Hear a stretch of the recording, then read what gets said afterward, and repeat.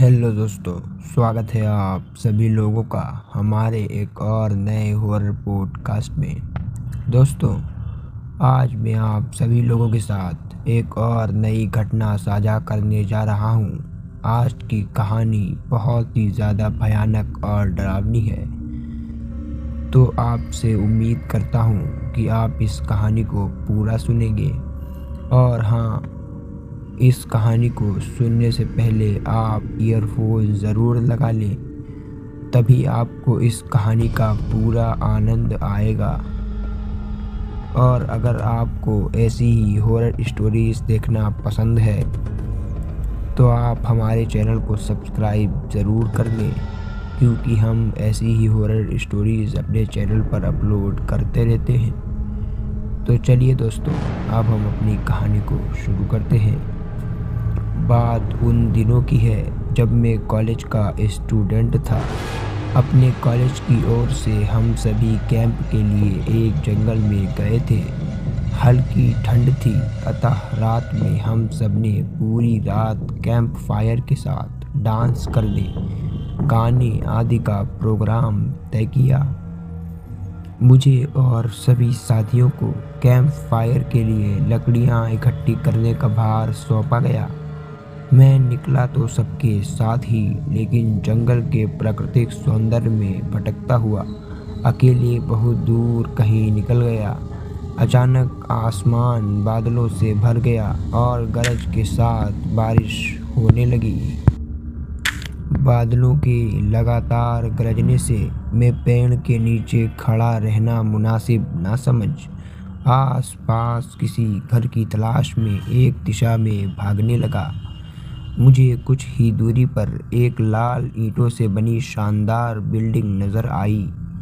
Building रोशनी से पूरी तरह नहाई हुई थी और उसमें ढेर सारे लोग हैं, ऐसा दूर से ही लग रहा था।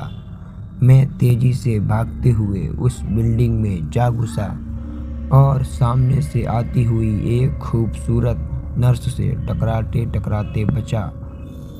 नर्स ने मुझे घूर कर देखते हुए कहा, बहुत अधिक भीग गए हो, सर्दी लग जाएगी। उधर बाईं ओर एक स्टोर रूम है, वहां जाकर जो भी मिले उसे कहना सिस्टर जूलिया ने दूसरे सूखे और साफ कपड़े मुझे देने को कहा है, वहां तुम्हें कपड़े दे देगा। मैं हक्का बक्का मुंह फाड़े सिस्टर जूलिया को देखता रहा। मुझे एकदम से यह समझ नहीं आया कि मैं क्या करूं। मेरी स्थिति देखकर सिस्टर जूलिया खिलखिलाकर हंस पड़ी और बोली, पहले तो तुम अपना मुंह बंद करो, वरना मुंह में मच्छर घुस जाएंगे, और अब जाकर वैसा ही करो जैसा मैंने कहा है। मैं हल्के से हाँ में सर हिलाकर सिस्टर की बताई दिशा में जाने को मुड़ गया। अभी कुछ 10 कदम ही चला होऊंगा कि मेरे कंधे पर किसी ने हाथ रखा। मैं चौंक कर पीछे मुड़ा और अपने सामने आर्मी की वर्दी में एक युवक को खड़ा मुस्कुराता पाया। मेरे चेहरे पर आश्चर्य का बादल अपना घर बना चुका था, जिसे देखते ही उस युवक को हंसी आ गई। उसने धीमे किंतु दृढ़ स्वर में कहा, मैं कैप्टन विनोद हूँ और यह हमारे देश की आर्मी का हॉस्पिटल है। कैप्टन विनोद की बातों ने मुझे आश्वस्त किया। मैं अब धीरे धीरे सामान्य हो गया और मैंने कैप्टन विनोद को सिस्टर जूलिया की कही बातें बताई। ये सुनकर कैप्टन विनोद के चेहरे पर रहस्यमयी मुस्कान फैल गई और वे बोले, तो सिस्टर जूलिया से भी मिल चुके? जी, क्या मतलब है आपका? मैंने बोला, कुछ नहीं, चलो मैं तुम्हें सूखे कपड़े देता हूँ, चेंज कर लो, नहीं तो सच में सर्दी लग जाएगी, कैप्टन विनोद ने कहा। और मैं कैप्टन विनोद के पीछे पीछे एक बड़े से कमरे में पहुँच गया। कमरे के चारों ओर हरे रंग के पर्दे लगे हुए थे। एक और एक बड़ा सा बेड पड़ा हुआ था और उसके सामने एक सोफा था। बीच में एक टेबल था जिस पर 2 गिलास, एक बड़ी बोतल ब्रांडी की और 1 या 2 पत्रिकाएं पड़ी हुई थी। कमरे के एक कोने में एक बड़ी सी अलमारी थी जिसमें से कैप्टन विनोद ने मुझे एक आसमानी रंग का कुर्ता पैजामा निकाल कर दिया और कमरे से लगे बाथरूम की ओर इशारा किया। मैं बाथरूम से कपड़े चेंज कर जैसे ही निकलने लगा, मेरी नज़र बाथरूम की एक दीवार पर पड़ी। वह खून के छींटों से भरी हुई थी। यह देखकर मैं घबरा गया और जल्दी से बाहर निकलने को मुड़ा कि बाथरूम में लगे आईने में खुद को ही देखकर चौंक गया। आईने में मेरा पूरा शरीर तो नज़र आ रहा था, लेकिन मेरे शरीर से मेरा सर गायब था। अब मुझे डर लगने लगा और मैं हड़बड़ाकर बाथरूम से निकल गया। मुझे इस तरह बाहर निकलते देख कैप्टन विनोद ने हंसकर पूछा, क्या हुआ? अरे हाँ, तुमने तो अब तक मुझे अपना नाम ही नहीं बताया। कहाँ जाओगे बाहर? बहुत तेज बारिश हो रही है। लेकिन तुम जाना क्यों चाहने लगे अचानक, यह मैं समझ नहीं पा रहा हूँ। कैप्टन विनोद, आपकी बाथरूम की एक दीवार पूरी तरह खून के छींटों से भरी हुई है और आपके बाथरूम में लगा आईना भी कुछ अजीब सा है। उसमें मुझे मेरा पूरा शरीर तो दिखाई दिया, लेकिन मेरा सर ही गायब था। मैं अब बिल्कुल भी नहीं रुकूंगा। यहाँ बारिश में ही भीगता हुआ अपने कैंप तक चला जाऊंगा। मैं ये कहते हुए कमरे से बाहर जाने वाले दरवाजे की ओर बढ़ा। रुको! तभी कैप्टन विनोद की कड़कती आवाज़ गूंजी, तो तुमने सब कुछ देख ही लिया? मैंने कहा, जी क्या मतलब है आपका? मेरी आवाज़ में डर भर गया था। मतलब चाहे जो भी हो, तुम तब तक यहाँ से नहीं जा सकते जब तक मैं तुम्हें कुछ बता ना दूँ, कैप्टन ने कहा। मैं बोला, क्या बताना चाहते हैं आप? तो कैप्टन बोले, जो आज तक कोई न जान सका। इस पर मैंने कहा, जो आज तक कोई न जान सका वह मैं जानकर क्या करूँगा? प्लीज़ अब मुझे जाने दो। मैं डर से रुआंसा हो गया। कैप्टन बोले, नहीं, बिल्कुल भी नहीं, और तुम्हें मुझसे डरने की भी ज़रूरत नहीं है। सैनिक सबकी रक्षा के लिए होते हैं। मैं भी तुम्हारी सुरक्षा कर रहा हूँ। कैप्टन विनोद के स्वर में कोमलता थी। आओ मेरे साथ इस सोफे पर बैठ जाओ। मैं तुम्हें एक कहानी सुनाता हूँ। कहानी ख़त्म होते ही मैं तुम्हें तुम्हारे कैंप तक जीप से छोड़ आऊँगा। वैसे भी तुम अपने साथियों से काफ़ी आगे निकल आए हो। वहाँ तक तुम अब चलते हुए शायद पहुँच ना पाओ। कैप्टन विनोद के स्वर में जाने कैसी आश्वस्ति थी। मैं जाकर उनके बगल में बैठ गया।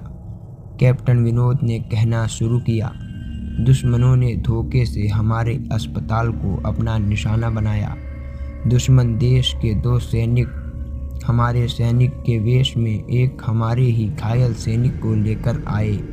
वह घायल था और हमारे देश की सेना ने उसे बहुत ढूंढा, लेकिन नहीं मिला था।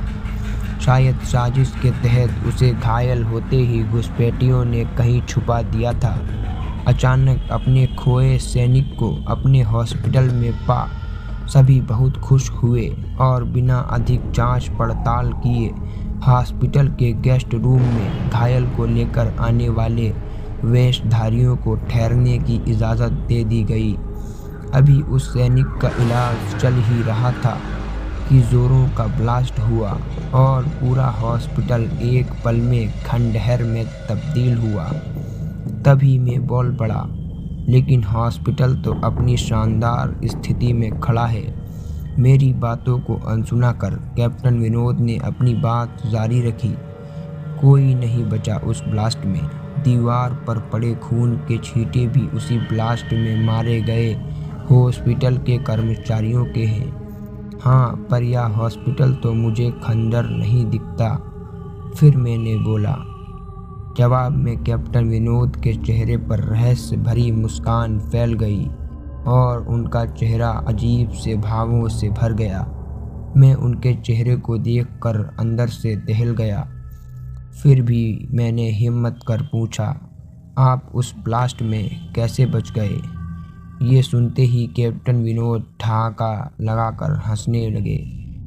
और मुझ पर एक भरपूर नज़र डालते हुए कहा, यह कहानी आज से मात्र 10 वर्ष पहले की है और मैं तो आज से 50 वर्ष पहले मर चुका हूँ। इसके आगे उन्होंने क्या कहा मुझे कुछ नहीं मालूम।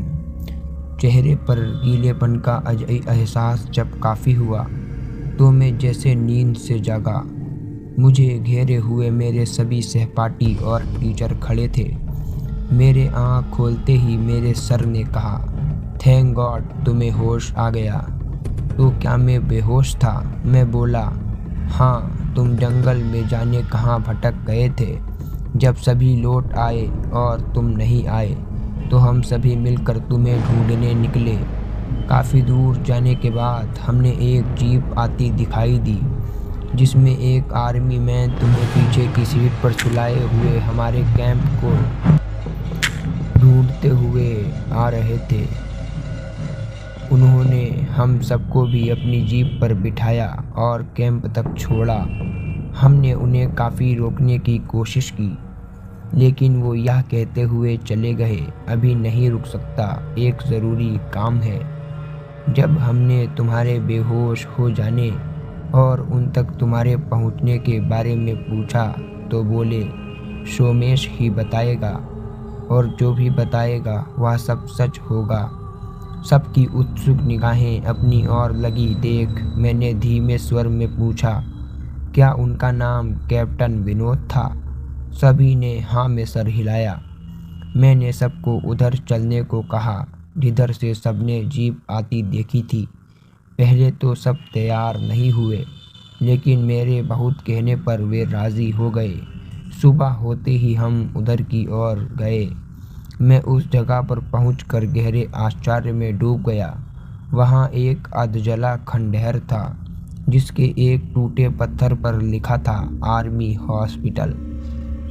तो आखिर क्या सच में वहां ब्लास्ट हुआ था और कैप्टन विनोद जो बोल रहे थे वो सच था? इस बात का पता तो मुझे नहीं मालूम। ये आज भी मेरे लिए एक रहस्य है। लेकिन इस बात को अब काफ़ी समय बीत चुका है। लेकिन अब भी जब मैं इस घटना के बारे में सोचता हूँ मेरी आत्मा अंदर से कांप जाती है और मैं बहुत ही ज़्यादा भयभीत हो जाता हूँ। तो दोस्तों यही थी आज की कहानी। आपको कैसी लगी हमें कमेंट में ज़रूर बताएं। आशा करता हूँ आपको हमारी ये कहानी पसंद आई होगी। अगर आपको हमारी ये कहानी पसंद आई है तो इसे लाइक ज़रूर कर दें और ऐसी ही कहानियों को सुनने के लिए हमारे चैनल को भी सब्सक्राइब कर दें और हमारी इस वीडियो को अपने उस दोस्त के साथ शेयर ज़रूर करें जो हॉरर स्टोरी सुनना पसंद करता है। हम मिलते हैं आपसे अगली वीडियो में, तब तक के लिए